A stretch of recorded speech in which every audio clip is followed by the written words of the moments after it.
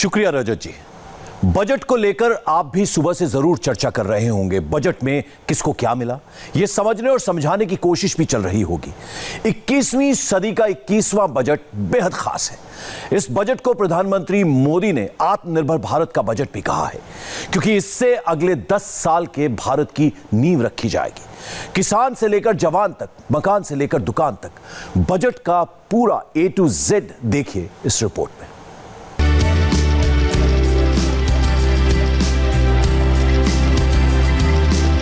Budget में किसको क्या मिला, क्या नया बदला, क्या महंगा हुआ, क्या सस्ता हुआ, क्या नई योजना लॉन्च हुई, किसमें कितना सुधार हुआ, आपके जहन में ऐसे तमाम सवाल होंगे।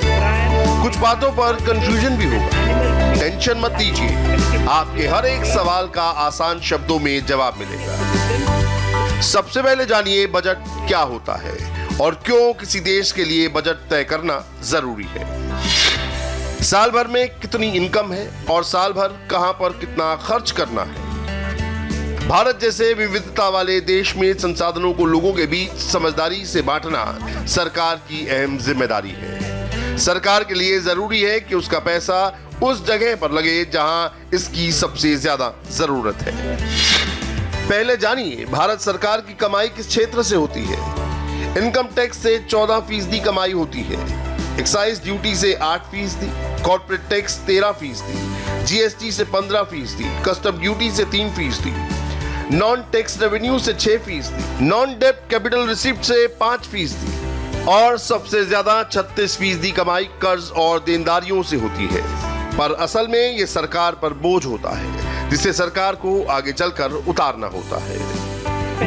अब सरकार अपनी कमाई को कैसे और किस क्षेत्र में कितना खर्च करती है, उसको ग्राफिक्स के जरिए आसानी से समझिए। केंद्रीय सेक्टर स्कीम में 14% बजट खर्च होता है। केंद्र सरकार की योजनाओं में 9% बजट खर्च होता है। सरकार अपने कर्ज का ब्याज चुकाने में 20% रकम खर्च करती है। टैक्स में राज्यों की हिस्सेदारी 16% होती है। वित्त आयोग और अन्य अंतरण में 10%, बजट का 5% पेंशन में खर्च होता है। सब्सिडी में 8%, डिफेंस में 8%, अन्य खर्च 10% होते हैं। कोरोना काल में आए इस बजट को आत्मनिर्भर भारत का बजट भी कहा जा रहा है। पिछले 1 साल में कोरोना महामारी ने लाखों की जान ली, करोड़ों लोगों को बीमार किया। ऐसे में सरकार ने सबसे ज्यादा ध्यान हेल्थ सेक्टर में दिया है। वर्ष 2021 का बजट असाधारण परिस्थितियों के बीच पेश किया गया है। इसमें यथार्थ का एहसास भी और विकास का विश्वास भी है। कोरोना ने दुनिया में जो प्रभाव पैदा किया, उसने पूरी मानव जाति को हिलाकर रख दिया है। इन परिस्थितियों के बीच आज का बजट भारत के आत्मविश्वास को उजागर करने वाला है और साथ ही दुनिया में एक नया आत्मविश्वास भरने वाला है। आज के बजट में आत्मनिर्भरता का विजन भी है और हर नागरिक, हर वर्ग का समावेश भी है। सरकार ने स्वास्थ्य बजट में 137% का इजाफा किया है। पिछले साल हेल्थ बजट 94,000 करोड़ था, जबकि इस साल 2.38 लाख करोड़ कर दिया गया। मोदी सरकार ने देश के हेल्थ सेक्टर को जमीनी स्तर से उठाने की योजना बनाई है, ताकि भविष्य में अगर कोई महामारी फिर दस्तक देती है तो भारत मजबूती से उसका मुकाबला करे। वित्त मंत्री निर्मला सीतारमण ने बताया, सरकार अगले 6 साल में करीब 61,000 करोड़ रुपए खर्च करेगी। कोविड वैक्सीन को विकसित करने के लिए 35,000 करोड़ रुपए का ऐलान किया गया। देश भर में 17,000 ग्रामीण स्वास्थ्य केंद्रों और 11,000 शहरी स्वास्थ्य केंद्रों को मजबूत करेगी। इसके अलावा देश में 17 नए हॉस्पिटल्स भी जल्द ही शुरू किए जाएंगे। सरकार सभी राज्यों का इंटीग्रेटेड हेल्थ डेटाबेस बनाने की भी तैयारी में है। आने वाले समय में कोरोना जैसी महामारियों पर लगाम लगाने और समय रहते तैयारी के लिए 4 नए वायरोलॉजी इंस्टीट्यूट खोले जाएंगे। साथ में 9 बायो लैब भी बनाई जाएंगी। सरकार का नई बीमारियों पर भी फोकस है, जो नेशनल हेल्थ मिशन से अलग होगी। जिसके लिए 75,000 ग्रामीण हेल्थ सेंटर खोले जाएंगे। सभी जिलों में जांच केंद्र, 602 जिलों में क्रिटिकल केयर हॉस्पिटल खुलेंगे। 17 नए पब्लिक हेल्थ यूनिट को भी चालू किया जाएगा। मौजूदा वक्त में हर किसी को सबसे ज्यादा अपने और अपनों की स्वास्थ्य की चिंता होती है। ऐसे में हेल्थ बजट से आम जनता खुश है। इस बजट में ऐसे कई पहलू हैं जिनको जानने के लिए काफी रिसर्च की जरूरत है। सिर्फ आंकड़ों के जरिए नहीं समझा जा सकता है। इस बजट को आत्मनिर्भर बजट क्यों कहा जा रहा है? 4 साल में सरकार ने मोबाइल फोन से जुड़े प्रोडक्ट पर औसतन 10% तक इंपोर्ट ड्यूटी बढ़ाई है, जिससे देश को क्या और कैसे फायदा मिला है वो समझिए। 2017 तक विदेश से 7.58 करोड़ मोबाइल फोन आयात होते थे, जिसमें 49 पुश बटन फोन थे और 7.09 करोड़ स्मार्टफोन। 2018 में पुश बटन का आयात बढ़ा और स्मार्टफोन का घटा। 2019 तक मोबाइल फोन का आयात घटकर 2.69 करोड़ रह गया। अब इसका पॉजिटिव असर मेक इन इंडिया पर कैसे पड़ा, ये जानकर आपके चेहरे पर मुस्कान जरूर आएगी। देश में मोबाइल फोन का प्रोडक्शन करीब 3 गुना तक बढ़ गया है। 2016-17 तक देश में 18,900 करोड़ रुपए के मोबाइल फोन बनते थे।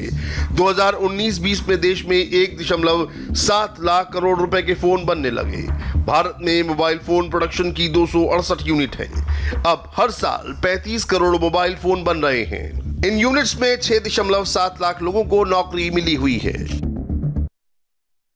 हम इस बजट में जिन सिद्धांतों को लेकर चले हैं वो हैं ग्रोथ के लिए नए अवसरों, नई संभावनाओं का विस्तार करना, युवाओं के लिए नए अवसरों का निर्माण करना, मानव संसाधन को एक नया आयाम देना, इंफ्रास्ट्रक्चर निर्माण के लिए नए नए क्षेत्रों को विकसित करना, आधुनिकता की तरफ आगे बढ़ना, नए सुधार लाना।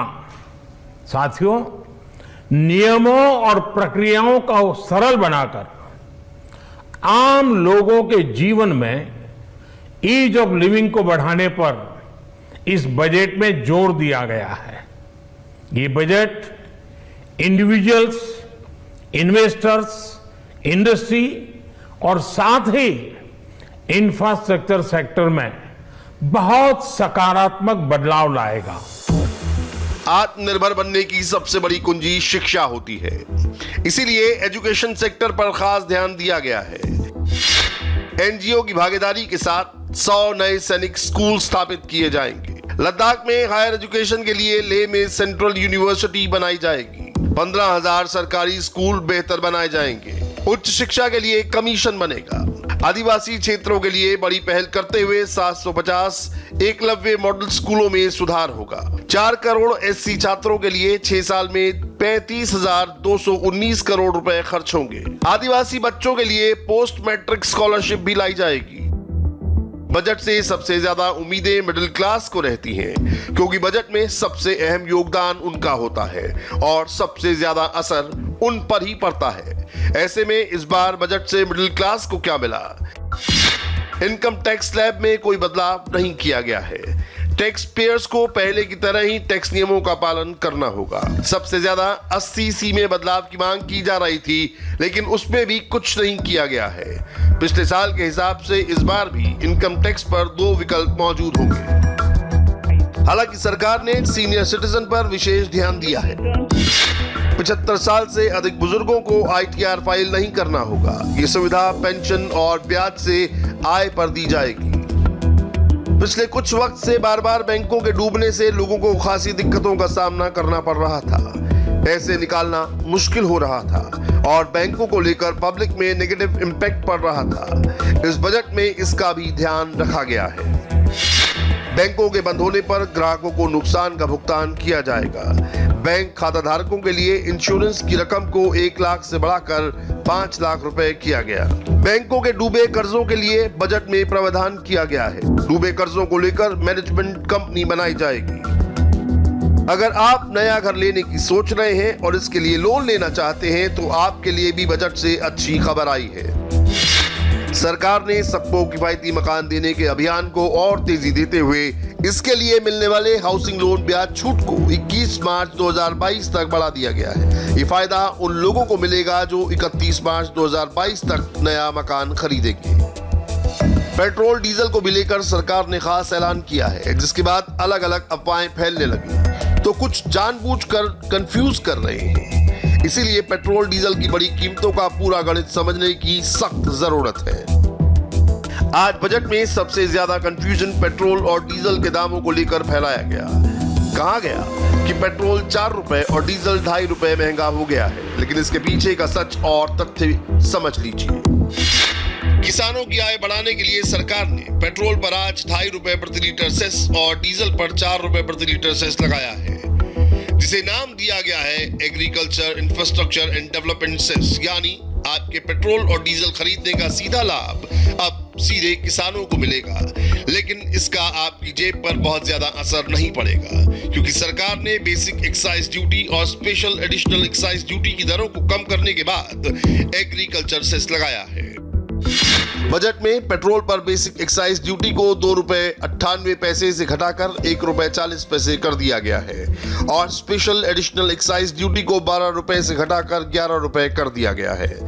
इस तरह पेट्रोल पर एक्साइज ड्यूटी 2 रुपए 58 पैसे प्रति लीटर कम की गई है। इसी तरह डीजल पर बेसिक एक्साइज ड्यूटी को 4 रुपए 83 पैसे से घटाकर 1 रुपए 80 पैसे कर दिया गया है। स्पेशल एडिशनल एक्साइज ड्यूटी को 9 रुपए से घटाकर 8 रुपए कर दिया गया है। इस तरह डीजल पर एक्साइज ड्यूटी 4 रुपए 3 पैसे प्रति लीटर कम की गई है।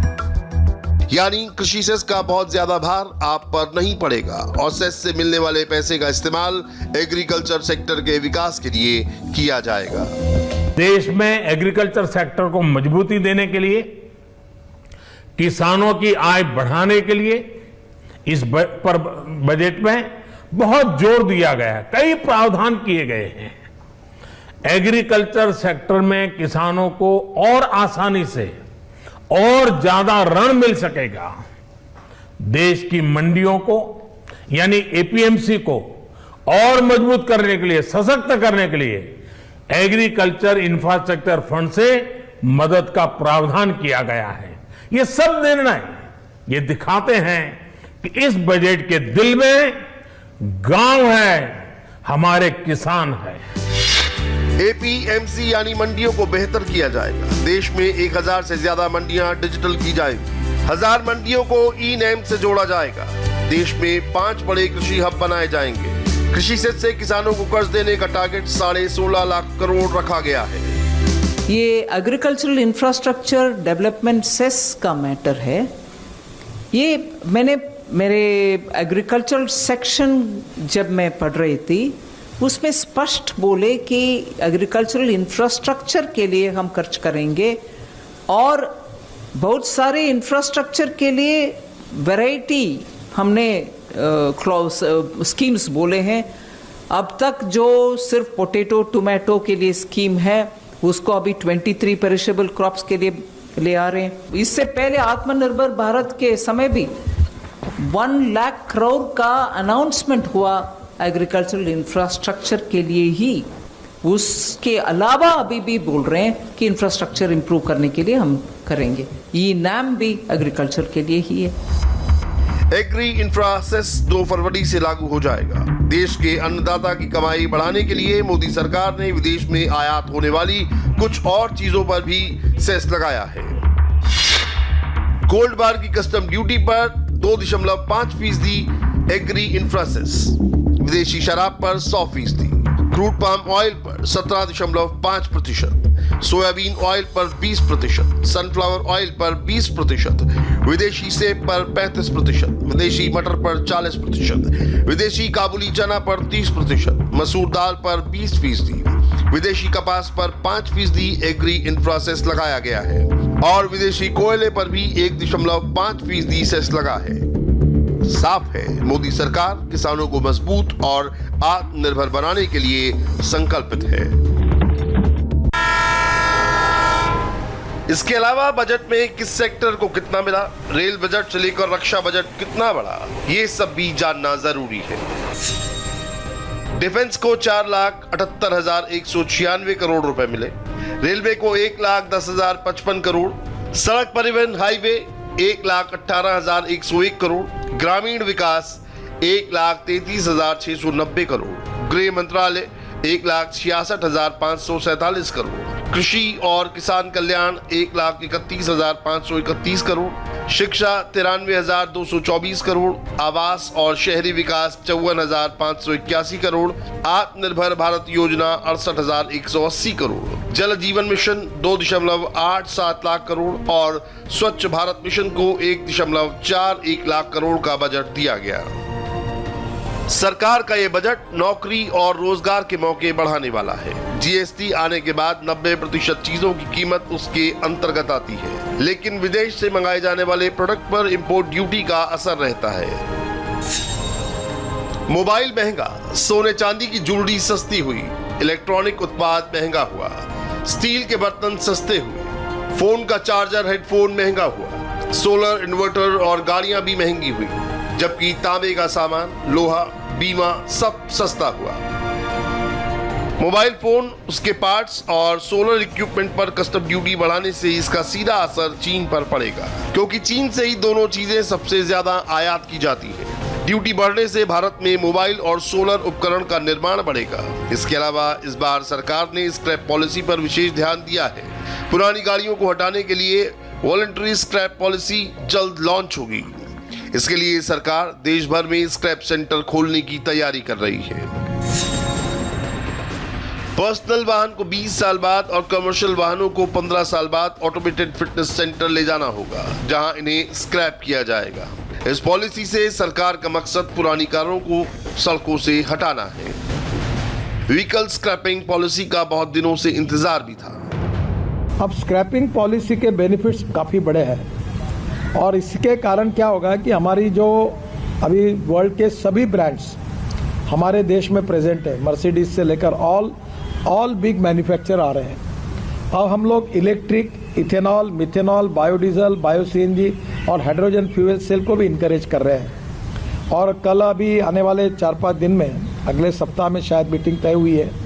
प्रधानमंत्री जी के साइंटिफिक एडवाइज़र राघवन साहब, नीति आयोग और हमने ये जो लिथियम आयन बैटरी होती है, ये लिथियम आयन हमारे देश में नहीं है, तो इसका अल्टरनेटिव जो है एयर आयन और अलग दूसरे मेटल के आयन, एल्यूमिनियम या स्टील आयन, तो इसके आधार पर हमारी बैटरी बने और इसमें रिसर्च हो ताकि हमारी ऑटोमोबाइल इंडस्ट्री जो है स्वावलंबी बने और हम लोग हमारे वर्ल्ड में हमारी टेक्नोलॉजी के आधार पर हमें कोई इंपोर्ट करने की आवश्यकता नहीं पड़े।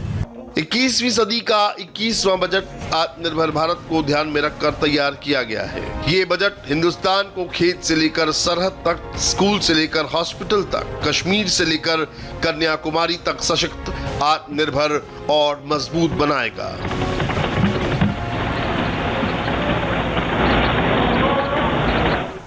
ऐसी कई बातें हैं जिनका जिक्र